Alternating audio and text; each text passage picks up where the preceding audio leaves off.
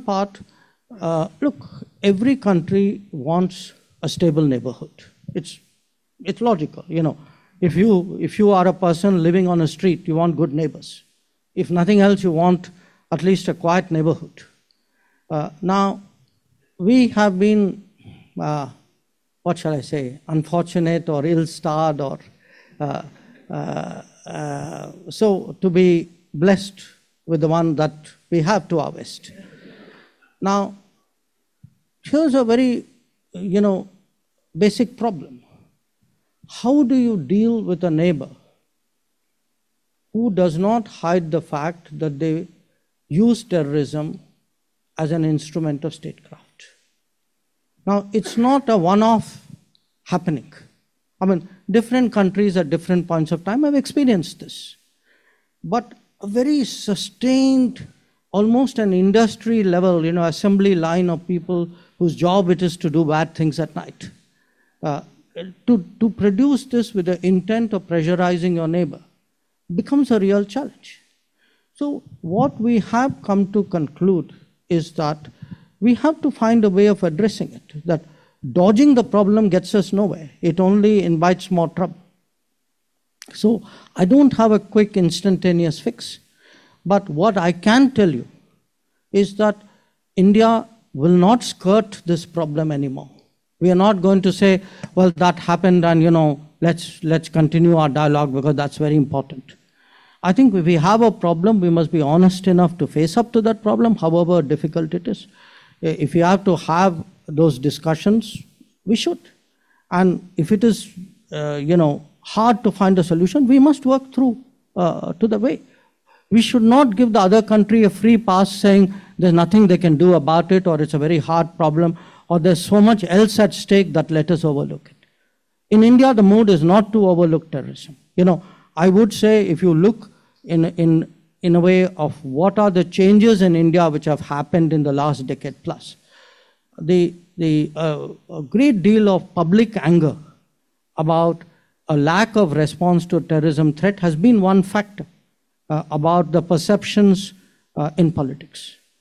So it is a tough one, but it is something on which we will stay the course.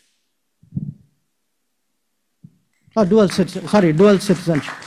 You know, on dual citizenship, honest answer, we have, you know, at the moment, this was, the OCI was something which was decided upon, I think, during Atalji's time.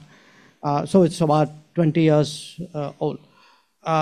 We've had, you know, people give us ideas and so on, but I'm not aware of any, you know, any specific discussion saying, okay, beyond that, what do we do? I mean, I think people are still mulling it over and talking it over. I mean, that's the state of play. We'll go for another round of questions. There was a gentleman who was standing up earlier, so we'll start with him, and then we'll go to you.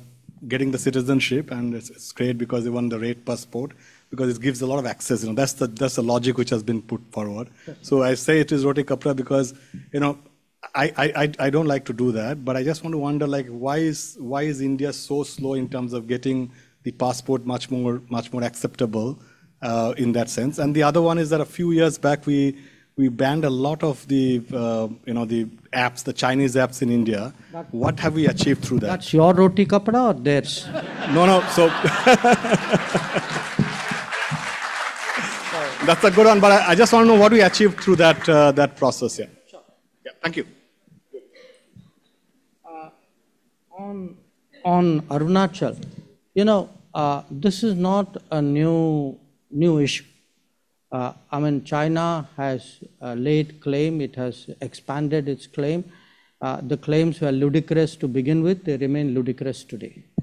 And Arunachal is part of India because it is part of India, not because some other country says it is part of India. So I think we've been very clear, very consistent on this. And I think, you know, that is something which will be part of the, you know, the boundary discussions which are taking place. On the brain drain issue, look, I actually today I'm seeing something very different, which is a great interest in what are called mobility agreements. Mobility agreements, and it's very interesting when I look at the countries who are pushing it today. Many of them are historically very conservative about immigration. But technology today is creating demands, uneven demand supply situations in different parts of the world. So I think the idea that, as I say, drawing a line, this is inside and that is outside, and people go outside, we lose something. I think we need to get over it, because if one looks at it objectively, there are roughly 33 million, 33, 34 million Indians and people of Indian origin living abroad. Okay? If you had to ask me, net, are there a plus or a minus that they're abroad? I would say they contribute enormously and very differently. They contribute financially, they contribute in terms of ideas, in terms of being a build. Many of our key relationships have changed because actually Indians have built relationships abroad. I mean, if I look at Singapore, if I look at the United States, I look at the UK, I don't think our relationship would be the same if you minimize the diaspora factor.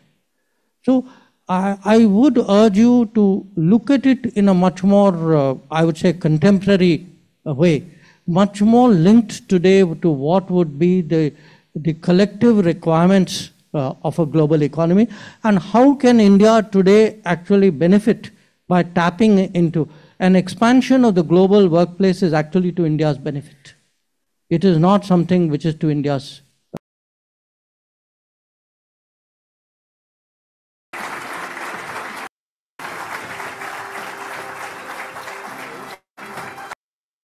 We want people actually, with the passage of time, start 2020, no, and it's not easy. I mean, I have myself invested, a great deal of amount of talks. In a way that answers the next question, what is your policy towards Pakistan and China? The China part I have answered. The Pakistan part, look, every country wants a stable neighborhood. It's logical, If you are a person living on a street, you want good neighbors. If nothing else, you want at least a quiet neighborhood. Now, we have been, what shall I say, unfortunate or ill-starred, or so to be blessed with the one that we have to our west. Now, here with the one